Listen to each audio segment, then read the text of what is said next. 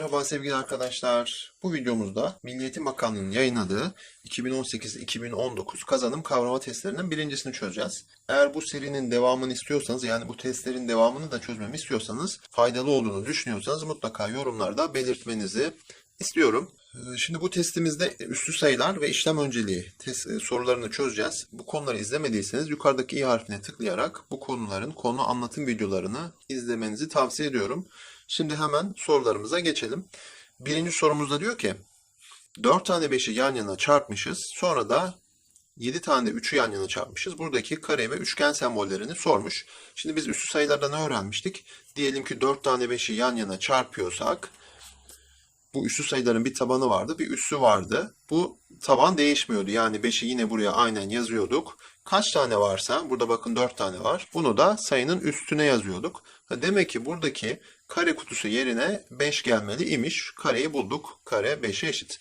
Gelelim 3'leri çarpmaya. Kaç tane 3 burada çarpılmıştı? 7 tane. 1, 2, 3, 4, 5, 6, 7.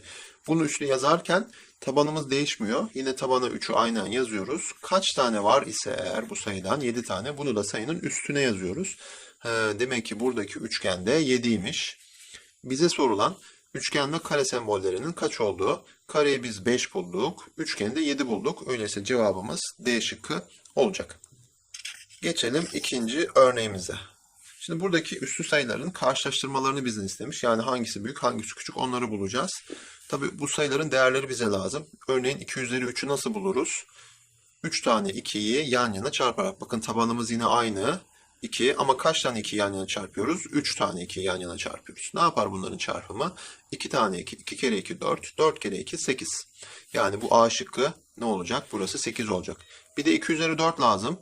O zaman 4 tane 2'yi yan yana çarpacağız. Şimdi 3 tane 2'yi çarpmıştık zaten yukarıda 8. Bir de 2 ile çarparsak 16 yapar. Şimdi A şıkkını öyleyse incelersek A şıkkında ne demiş? 2 üzeri 3 yani 8 küçüktür 16 demiş. Doğru mu? Doğru. Çünkü bu şeklin ağzı açık olan taraftaki sayı büyükse doğru olmuş oluyor değil mi? Bu büyük olan sayının tarafında ağzı açık olmuş oluyor.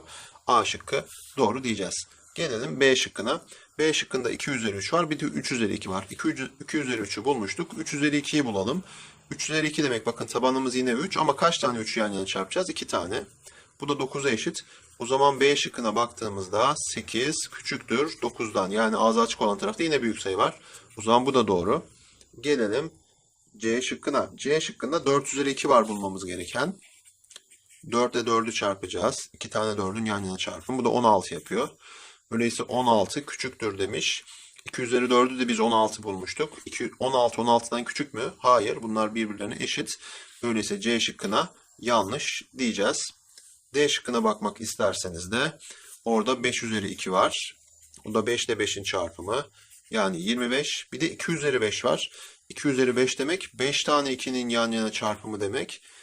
4 tane 2'yi yan yana çarptığımızda 16 bulmuştuk şuraya kadar. 16'yı da 2 ile çarparsak 32 yapacaktır. Yani D şıkkında da 25 küçüktür 32'den. Yani 32 daha büyük olduğu doğru olacak. Geçelim 3. sorumuza. Aşağıdaki üslü ifadelerden hangisi 64 sayısına eşit değildir diye sorulmuş. Hemen A şıkkıyla başlayalım. 8 üzeri 2 demek 2 tane 8'in yan yana çarpımı demek. Evet bu da 64'ü bize verir. 4 üzeri 3 demek ne demek? Bu defa 4'leri yan yana çarpacağız. Kaç tane? 3 tane 4'leri yan yana çarpacağız. 4 ile 4'ü çarptık 16. 16 ile de 4'ü bir kenarda çarparsanız bunun da 64 çıktığını göreceğiz. Gelelim C şıkkına. 2 üzeri 6 demiş. 2 üzeri 6 demek 6 tane 2'nin yan yana çarpımı. Bunları da çarptığımızda 64 çıktığını göreceğiz. Ama 1 üzeri 64 demek 1 üzeri 64. Birleri yan yana çarpacağız. Kaç tane biri yan yana çarpacağız? 64 tane. İsterse 100 tane olsun. 1 ile 1'in çarpımı hep ne yapacaktır? 1 yapacaktır. Demek ki D şıkkı 64'e eşit değil. Evet geçelim 4. örneğimize. 4. örneğimizde de işlem önceliği ile ilgili bir soru. Yukarıdaki eşitliklerden kaç tanesi doğrudur demiş. Şimdi birinci örneğimizde başlayalım. Önce bölme mi yapılır, çıkarma mı yapılır, çarpma mı yapılır? Tabii ki toplama çıkarmayı en sona bırakacağız. Çarpma bölmeyi yapacağız. Yani şuradaki işlemle şuradaki işlemi yapacağız. Öyleyse birinci madde dedik, başladık. 60'ı 5'e bölersek bir kenarda 12 olduğunu görürüz. Araya eksiği koyduk. Sonra da 2 ile 4'ü çarparsak 8 olduğunu görürüz. 12'den de 8 çıktı, 4 çıktı. O zaman bu doğru. Geçelim ikinci maddeye. Burada toplama var, çarpma var, bölme var. Tabii ki önce çarpma bölme yapılır. Burada hangisi önce yapılır peki? Burada da soldan sağa doğru ilerleyeceğiz. Öyleyse 4'ü yazdım, artı işaretini koyduktan sonra 8 ile 6'yı çarparak başlıyorum. 6 kere 8, 48. Sonra sırada bölme işlemini yapacağız. Ne olur 48'i 3'e bölersek? Bir kenarda bölerseniz 48'i 3'e 16 çıktığını göreceksiniz. Sonra 16'nın üzerine buradaki 4'ü eklersek bu da 20 çıktı. Ama burada 24 demiş. O zaman ikinci madde yanlış. Gelelim üçüncü maddeye. Üçüncü maddede ise parantez içi var. Ne demiştik bakın işlem önceliğinde? Önce üslü sayı varsa üslü sayı, üslü sayılardan sonra parantezler, sonra çarpma bölme, en sonunda toplama çıkarma. Bakın 3'e baktığımızda üslü sayılar var. Önce 6 üzeri 2'nin kaç olduğunu hesaplayalım. 6 çarpı 6 yani 36 eşit. Bir de 2 üzeri 2 var. Bunun kaça eşit olduğunu bulalım. 2 çarpı 2'den bu da 4'e eşit. Şu an biz üslü sayıları hallettik. Şimdi bu üslü sayıları bu yerlerine yerleştirirsek 6 üzeri 2 yerine 36 yazacağız. 2 üzeri 2 yerine de 4 yazacağız. Sonra burada bölme işlemi var. Sonra 10, sonra eksi 2 var. Üslü sayılardan sonra sırada parantez var bakın. Sonra parantez içi halledilir. 36 ile 4 toplanır, 40 yapar. Sonra bir bölme var, bir de çıkarma var. Sırada hangisi yapılır? Tabii ki bölme. Üçüncü sırada. 40'ı 10'a bölersek, 40'ın içerisinde 14 kere var. En son toplama çıkarma yapılır. 4'ten de 2 çıkartılırsa 2 yapar. Hocam niye burada toplamayı önce yaptık diye sorabilirsiniz. Çünkü işlem önceliğinde ne vardı? Birinci sırada üs, sonra parantez.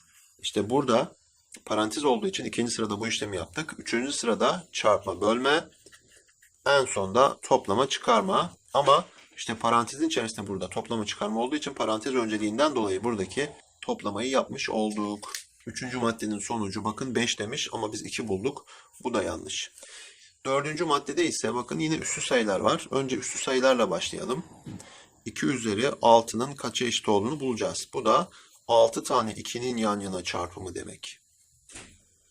4 tane 2'yi zaten az önce çarpmıştık. 16 yapmıştı. 16'yı bir daha 2 ile çarptık. 32 yapar. 32 ile bir daha 2 ile çarparsak 64 yapıyor. Yani 2 üzeri 6 yerine 64 yazarak başlıyorum.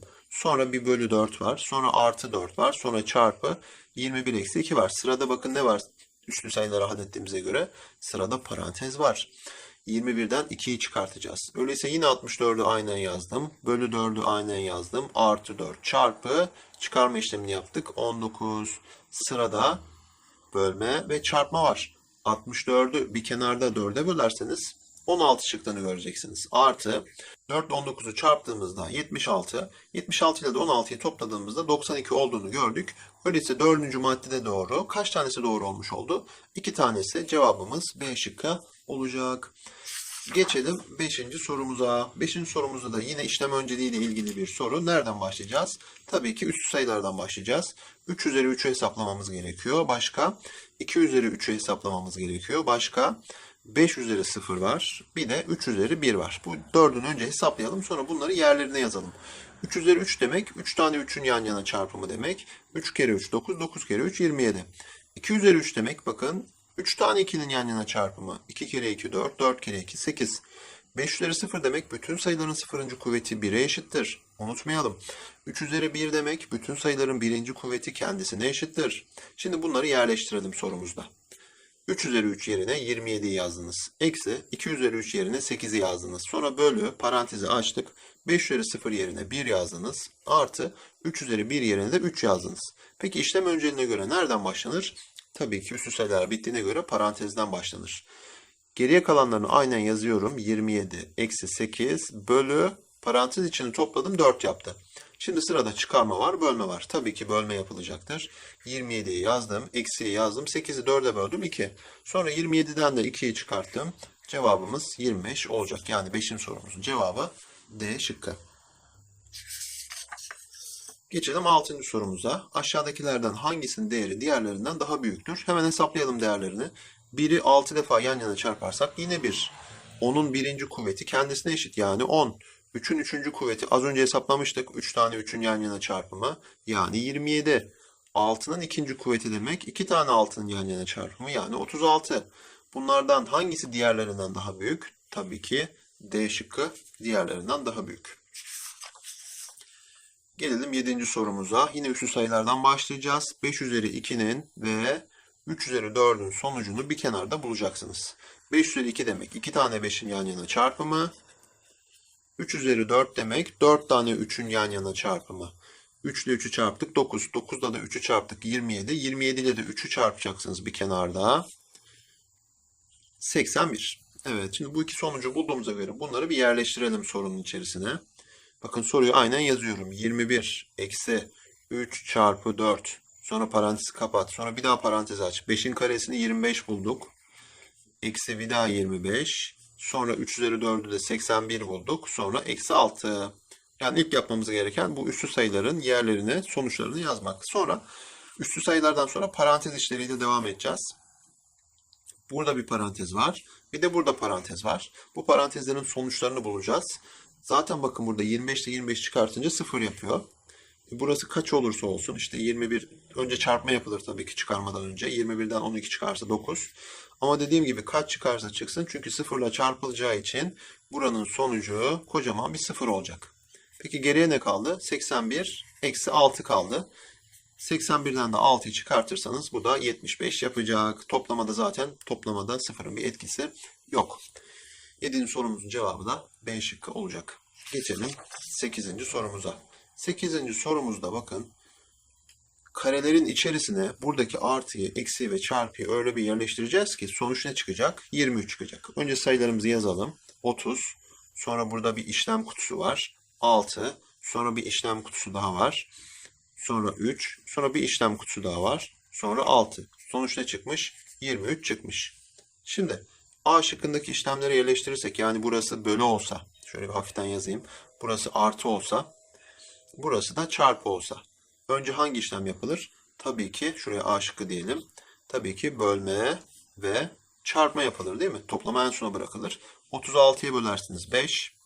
Sonra araya artıyı koyduk. Sonra 3 ile de 6'yı çarparsınız. 18. Ne çıktı? Gerçekten de 23 çıktı. O zaman diğer şıkları hiç incelemeye gerek yok. Cevabımıza 8'e A diyebiliriz. Şunları da biraz daha belli edebiliriz. Bakın bölüyü buraya yerleştirdik. Artıyı buraya yerleştirdik. Çarpmayı da buraya yerleştirdik. Toplamayı en sona bıraktık. Önce çarpma ve bölmeyi yapıp sonucun 23 çıktığını gördük. Geçelim 9. soruya. Yukarıdaki işlemin sonucunun 0 olması için hangi işlem parantez içine alınmalıdır diye sorulmuş. Şimdi parantez içine aldığımız yer öncelik olmuş oluyor değil mi? Çünkü işlem önceliğine göre önce üsler yapılır ama üsler yoksa parantez ikinci sırada yapılır. Demek ki parantez içerisinde aldığımız yerin sonucunu önce bulacağız. A şıkkıyla başlarsak 32 eksi 8 bölü 4 eksi 3 çarpı 2. Eğer bu 32 eksi 8'i parantez içerisine alırsak bakalım sonuç ne çıkacak? O zaman önce buradan başlayacağız. 32'den 8 çıktı. 24. Şuraya A şıkkı diyelim. Sonra bölme var. Sonra 4 var. Sonra 3 çarpı 2 var. Sırada çarpma ve bölme yapılır. 24'ü 4'e böl 6. 3 ile de 2'yi çarp 6. Gerçekten 0 çıktı. O zaman demek ki A şıkkı doğru. Demek ki 32 eksi 8'i parantez içerisine alırsak sonuç doğru çıkacak. İsterseniz bir de B şıkkını da göstereyim. Diğer şıkları da kendiniz deneyebilirsiniz. 32'yi yazdım. Bu defa 8 bölü 4'ü parantez içerisine al diyor. 8 bölü 4'ü parantez içerisine aldım. Bu ne anlama geliyor? O zaman önce buradan başlayacaksınız demek. 32'yi yaz. Sonra 8'i 4'e böl 2. Sonra da buradaki 3 çarpı 2 aynen yaz. Sırada çarpma yapılır. 32 eksi 2 eksi 6. 32'den 2'yi çıkarttık 30. 30'dan da 6'yı çıkarttık. 24 yanlış olduğunu gördük. Geçelim 10. sorumuza. Şimdi 10. sorumuzda dağılma özelliğiyle ilgili bir soru. Dikkat ederseniz 33 yani çarpmanın toplama üzerine dağılması uygulanmış. Nasıldı bu dağılma işlemi? 33 çarpı 57 artı bu kare işleminin sonucu bulunurken bakın 33 ile 57 çarpılıyordu. 33 çarpı 57 diyorduk. Sonra araya buradaki artı işaretini koyuyorduk. Sonra 33 ile kareyi çarpıyorduk. Şimdi dikkat ederseniz buranın o zaman 33 çarpı 57 olması gerekiyor. Demek ki buradaki üçgen 57'ye eşit. Şuranın da 33 çarpı 7'nin de buraya eşit olması gerekiyor. O zaman buradaki 7 de kareye eşit. Bizden istenen bu üçgenle karenin toplamı Cevabımız 64 olacak. Gelelim 11. sorumuza. Yine dağılma özelliğiyle ilgili bir soru. Dikkat ederseniz 10 sayısı buradaki toplamanın üzerine dağıtılmış. Yani 10 çarpı 24 olur. Sonra araya buradaki işaret eklenir. Sonra da 10 çarpı üçgen olur. İşte bu neyi eşitmiş? Buradakinin eşitliğini de yazalım. 10 çarpı 24 artı 6 çarpı 10'a eşitmiş. 10 çarpı 24 zaten var. O zaman bu 10 çarpı üçgenin 6 çarpı 10'a eşit olması için bu üçgenin ne olması gerekiyor? 6 olması gerekiyor. 10 zaten var. O zaman üçgen 6 olmalı. Bunların birinin sağda birinin solda yazılması önemli değil. Çünkü çarpmada değişme özelliği vardır biliyorsunuz. Yani 3 çarpı 5 ile 5 çarpı 3 aynı şey. Bu da 15 çıkıyor. Bu da 15 çıkıyor. Dolayısıyla sayılar yer değiştirebilir. Buranın da 10 çarpı üçgenin 6 çarpı 10'a eşit olması için üçgenin 6'ya eşit olması lazım diyoruz. Gelelim 12. sorumuza. Kaan 43 ile 98 işleminin sonucunu 43 sayısının sağına 2 tane sıfır ekleyip bulduğu sonuçtan 86 çıkararak buluyor. Buna göre Kaan'ın yaptığı işlem aşağıdakilerden hangisiyle gösterir? Şimdi dikkat edersek Kaan ne yapmış? Bunun sonucunu bulurken 43 sayısının sağına 2 tane sıfır ekleyip bulduğu sonuçtan 86'yı çıkartarak bulmuş. 86'yı çıkartarak bunun sonucunu bulmuş. Öyleyse bu şıklardan hangisine eşit? Aslında bizim onu bulmamız gerekiyor. Dikkat ederseniz bakın A şıkkına 43 ile 100'ü çarparsak bunu verir. Ama 43 ile 1'i çarparsak bunu vermez. Ama B şıkkına bakın 43 ile 100'ü çarparsak 43 çarpı 100 bunu verir. Sonra araya buradaki işareti koyuyorduk. Eksi 43 ile de 2'yi çarpacağız. 43 çarpı 100 4300. 43 çarpı 2 de 86 olduğuna göre demek ki 43 sayısının sağına 2 sıfır ekleyip 86'yı çıkartarak sonucu bulma işlemi B şıkkına eşit diyoruz. Evet, bu videomuzda bu kadar sevgili arkadaşlar. Buradan konu anlatım videolarımızı izleyebilirsiniz. Kanalımıza abone olarak destek olabilirsiniz. Buradan da tüm PDF dokümanlarımızı ücretsiz indirebilirsiniz. Deneme sınavlarımızı, konu tarama testlerimizi. Dediğim gibi eğer bu videonun devamlarını, bu video serisinin devamını gelmesini istiyorsanız mutlaka yorumlarda belirtmenizi istiyorum. Bir dahaki videoda görüşmek dileğiyle. Hoşça kalın.